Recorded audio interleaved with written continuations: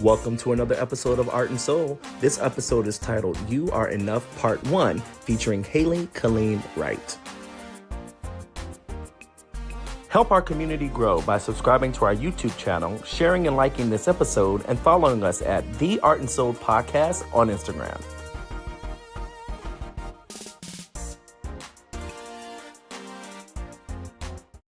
What's up, everybody, and welcome to another episode of Art and Soul, where we explore the intersection of making art and spirituality. I like to start every episode with the mantra or an affirmation.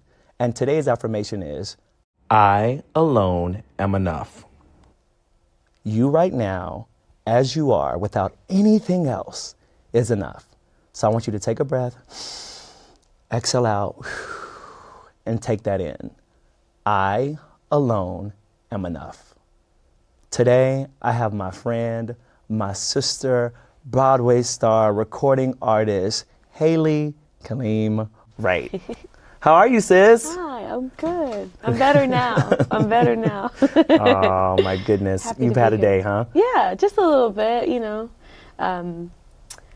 going into like silly spirals where, you're like, okay, one thing begets another, and you're like, all right. It's going to be that kind of day. But I try not to go into it's going to be that kind of day. I want to prescribe it for the entire day if I can. So, like, by the time I got to the subway, I was like, who said that? That's, like, my thing that I kind of helped snap me out of that. And they're like, who said that? Is that person lying to me? Are they telling me the truth?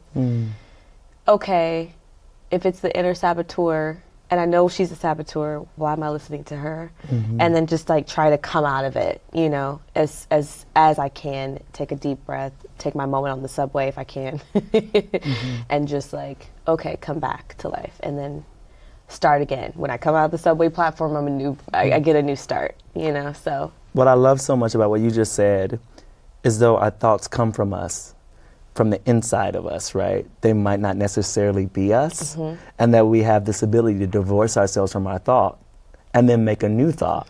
Because I think so many times people think that the thoughts that happen in their head are just truth, but also a lot of the thoughts that we have are usually something that someone probably said to us that we have now taken ownership over, that is not helpful for us to continue to, listen to that narrative. And now we've adapted it as the truth, and now we're saying it to ourselves, but we can disrupt it, be like, no, actually, no. Yeah, this isn't real. And like, I think I've been working on a lot of that too for myself to get further in my life, but also because I'm such a career girly in my career, there's so much there's so much inner dialogue that you fill in because you don't hear a lot of like definitive yeses and nos often. I guess a definitive yes, but you hear more silence in the fact that there's no real no. You just didn't get the job and you don't know why. There's not like a, hey, if you would have done this, that, and the third. So then I have had the habits of prescribing what I wasn't enough of or what I didn't do, and that creeps into like my regular life, career aside, just putting on an eyelash wonky, and now I'm like, well, I just can't do anything, and so it just like goes into its own thing, and so I have to like back out of that a little bit and make sure that I'm not like constantly feeding into a narrative that I have like data and proof that isn't real. So like that's the soul aspect, I guess. Yeah. And what's funny is that I've spent more time on the other side of the table, which means coming in and being an auditioner, than I have now being on the other side of the table, being a producer and a director and a choreographer. It has been the most healing experience being on the other side of the table, because I have so many amazing singers, actors and performers that come in that I genuinely love, but for whatever reason, whether the theater has only budget this much, so we have to use a costume that another person wore, and this person fits the costume, or let's just talk about it really real, this person is the daughter or son of the producer. Things like that, and you got to get your show made. You got to get your show made. And I spent so many years internalizing that as a performer, that I wasn't good enough when I didn't book, when there is so many people who I have absolutely adored that for whatever reason, didn't make it in the cast or didn't make it into the final production of what we were doing. And I wish I'd have known that information. Like, even though I had heard it, like, you know, there's so many different things that keep you out of these rooms. Yeah. Now that I'm on the opposite side of it, seeing it for some reason helps center me now in a different way that I view myself. Yeah. And the idea of failure. Yeah. Especially because it's so, like, the odds are stacked against you, and it's so publicly known that the odds are stacked against you. Like, anyone that goes into acting that doesn't have, is lucky enough to, like I am, to have a supportive parent. And I really only have one supportive parent. My other parents that don't do this at all. But, but it's like everyone knows that it's really hard to be a professional actor, and it's hard to sustain being a professional actor. So it's like, I think when you know that going in, and then you have the constant silent rejection, again, like I said, I think that's something that's like not often talked about enough. It's like, you hear no a lot. Actually, no, you don't. You don't hear no at all.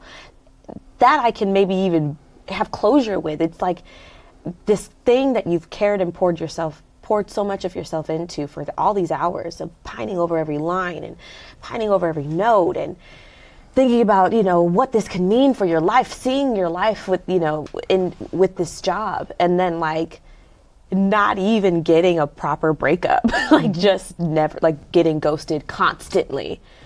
It's like, it does a number on you. And I think there's a lot of internalized things that, even just in this moment that I'm still like processing and hearing what you're saying is healing, you know, just like what you said, being on that other end of the table is healing for like all of the times that you didn't have that proper no. And then I also think, this is not, you know, this is just me rambling, but I think like there's room for maybe us changing some of that. Like, I don't think that it's that hard to press like an email to like all the people who audition and say you will not be going further with the process, and like that way it's like, okay, it sucks, but I can like process it, versus like going months and months and months and being like, wow, I guess I really didn't get it, you know, not knowing till you see the press release. I want to validate everything that you're saying. I think our industry is so afraid of conflict, or the idea of having to have an uncomfortable conversation, that we don't know that actually we're causing more harm by avoiding the conversation, where I'm just going to be honest, now that I'm in a different position of being a director and choreographer, I've had friends reach out to me. And I'd be like, hey, what happened here? Or what's going on here? And I didn't ghost them. I told them the honest truth. I made sure I validated their talent and their gifts, and make sure that they felt seen. Like, before I run any dance call or any audition, from the moment a person walks in, I let them know that they have nothing to prove, only to share. And on top of that, whether they book this job or not, they are valid as an artist. The fact that you are choosing to show up in this day and age where our country, our world doesn't even value artists, and say that I am an artist and choose to audition every day has value.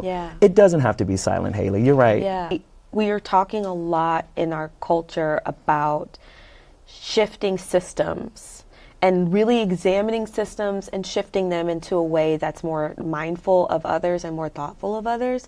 And I think something as, like I said, as simple as drafting it like, hey, you know, sorry to the intern, sorry to the casting assistant, you know, I'm sorry to add to your plate, but harm reduction matters. And it builds trust. And it builds trust, because it's like, oh, I really appreciate it. I have not had that. And like, again, like I said, like, it's a breakup, you know, in a way. And, you know, I was just listening to a podcast where she was like, sometimes it's not even the person, but it's just like the life you envisioned it's like that with a job. It's like, damn, this could have been it. This could have been that thing that really shifted or cemented it for me.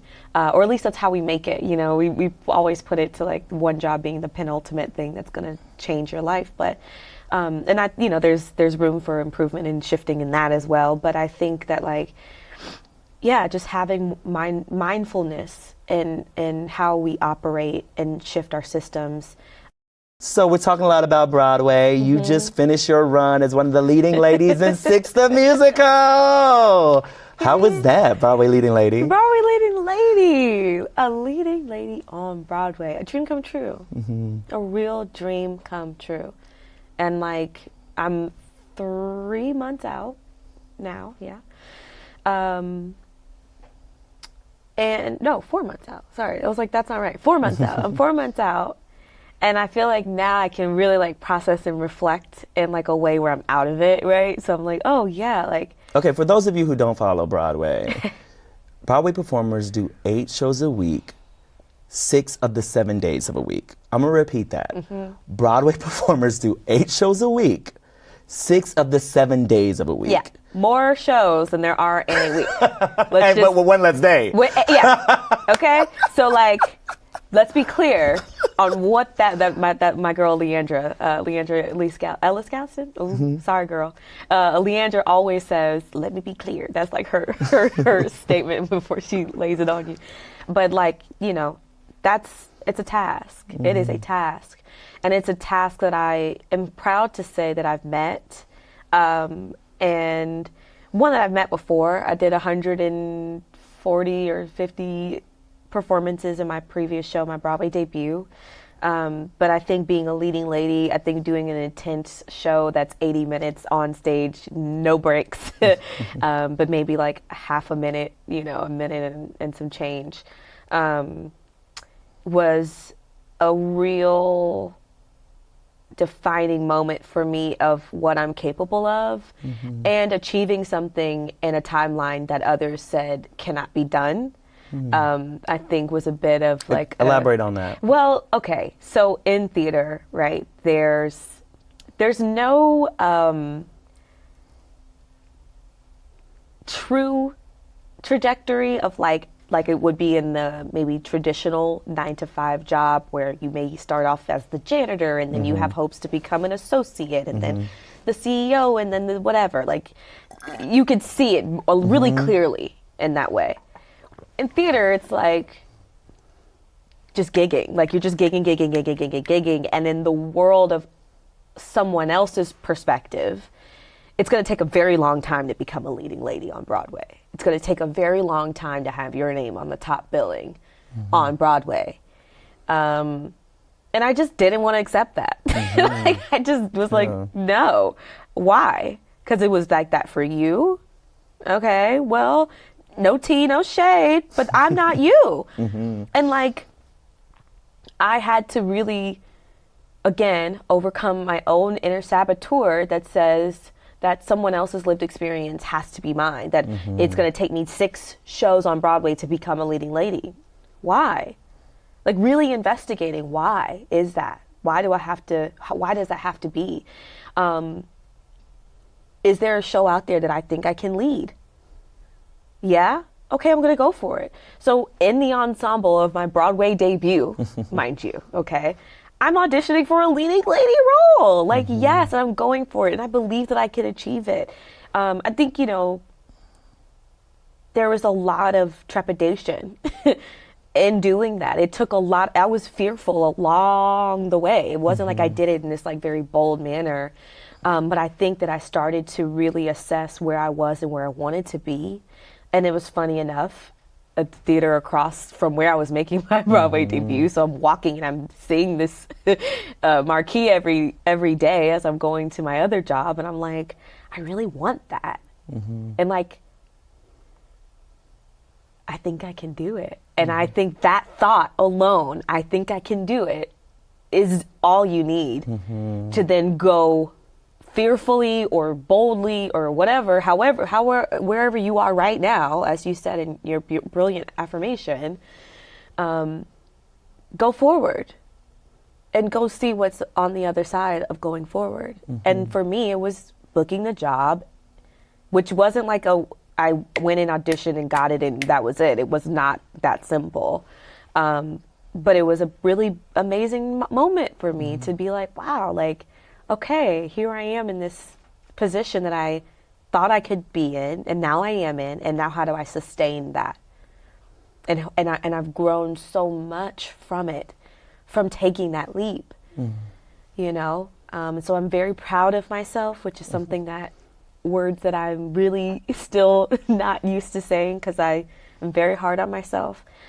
But I'm very proud of myself for achieving a goal, maintaining my level of integrity as an artist and artistry, and growing as a human being within my art form.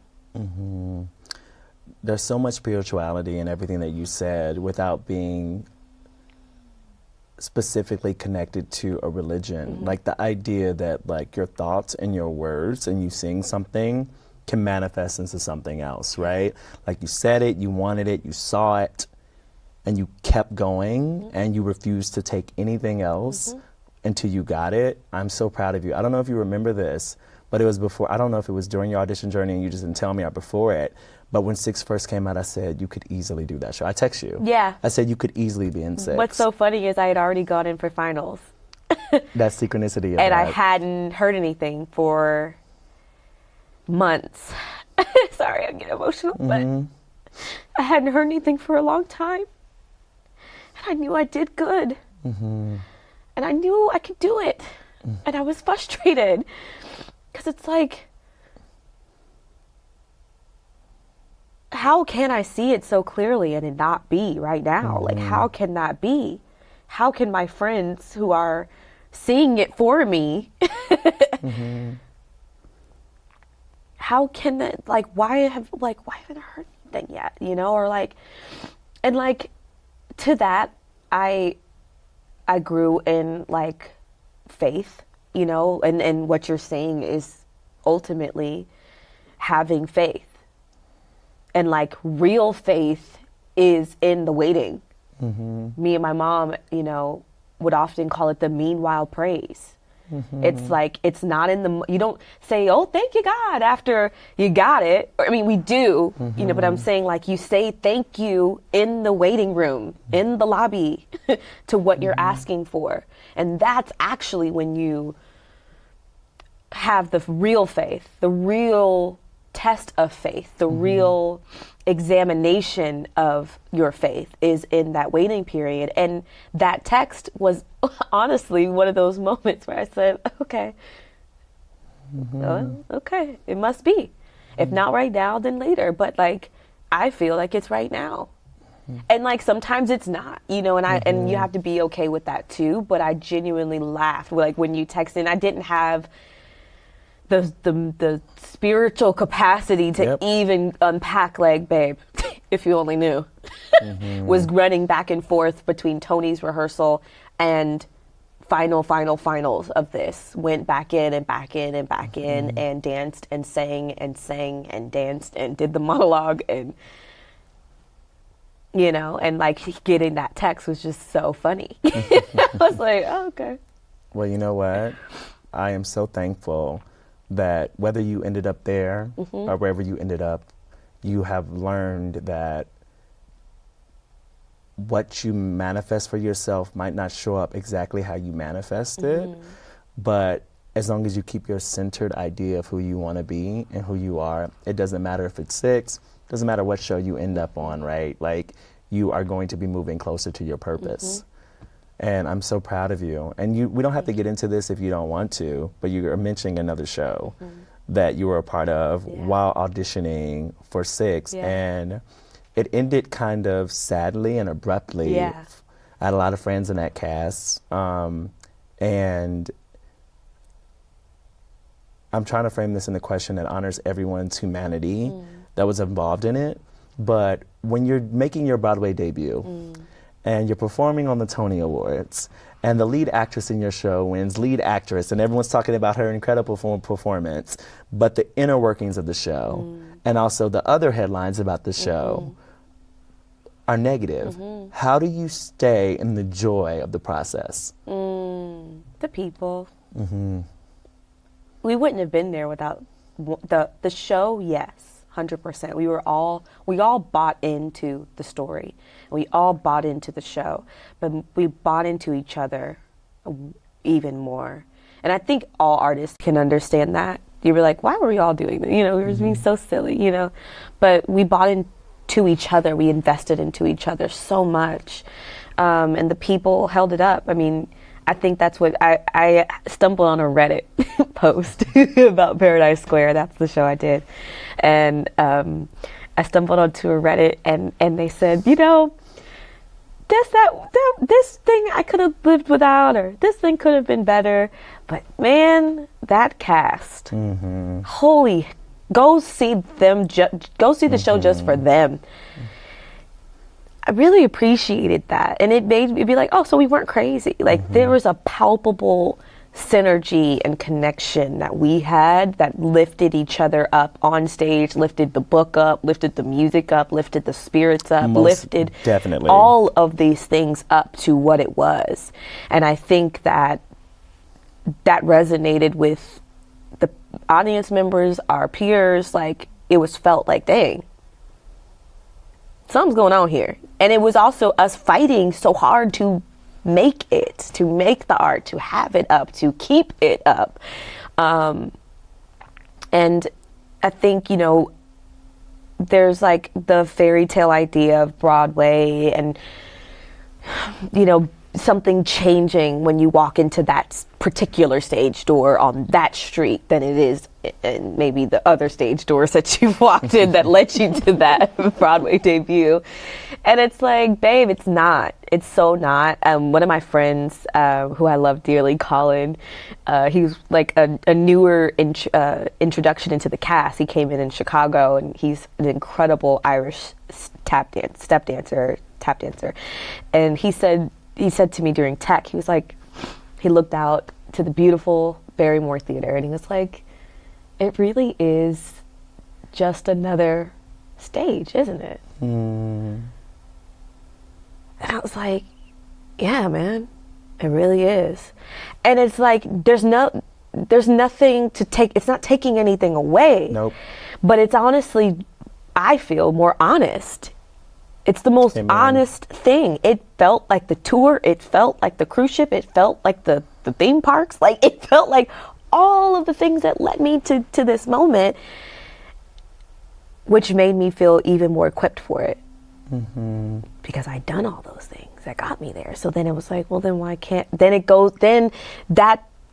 all of the hardships that were a part of making that show and getting me there and all the things, then you start to look at other goals, right? Like Six, like leading ladyhood, like whatever. And you're like, why can't I do that if I did this stuff? Like, you see what I'm saying? I do. It's everything and nothing at all. Yeah. Right? Like we don't hold a lot of space for things to have multiple identities. Yeah. I could be having the time of my life, and the reality of what this really is doesn't really match what I thought it is, but the thing I thought it would be. But you know what's so funny about it is what happens is you move into another level, and so all of your friends are aspiring to get to where you are. Yeah. And so when you say this truth, it's kind of taken as you're ungrateful, or oh, how lucky I would be to be there, right? They can't really internalize it, but it really is just another stage. And the affirmation is, I right now am enough, right? So if you're watching this, or if you're listening to this, whether you're performing at a community theater, whether you're an elementary school teacher that sings at a cafe every Thursday night, or whether you're working on Broadway like me and Haille, you right now is enough. The fact that you are showing up as an artist today in a world where nobody validates an artist unless you're performing at the highest level, right? Like I was having this conversation with the elementary school teacher who does exactly that. On Thursday nights, she performs at a cafe and she does her original music. And I was asking her about what she does, and she was like, oh, it's not that important, right? Because she was trying to compare herself to me being a real artist. Oh, wow. It's easy for me to go into a room and say I'm a director, choreographer, or an artist. When you're on Broadway, I think it's braver to say that you're an artist when you don't have the flashy job or the flashy thing. Like, you know, I do. And so I say all of that to say, we've already kind of talked about your process and your connection to spirituality, but is there anything else that you would say that like you use as ritual that centers you in this work? You talk a lot about manifestation, seeing things for yourself, saying those things out loud, but anything else that you use? I write a lot. I journal a lot. I think as artists, mind, body, spirit connection is so important, and for me at least, it aligns itself most when I write. So that's journaling, that's songwriting, that's something called scripting, which is more of like kind kind of letter to the future you, but in present tense as if it is. Those things really have catapulted and sustained me in moments where, again, like I was looping of negative thoughts or looping in unsureness, you know, or uncertainty.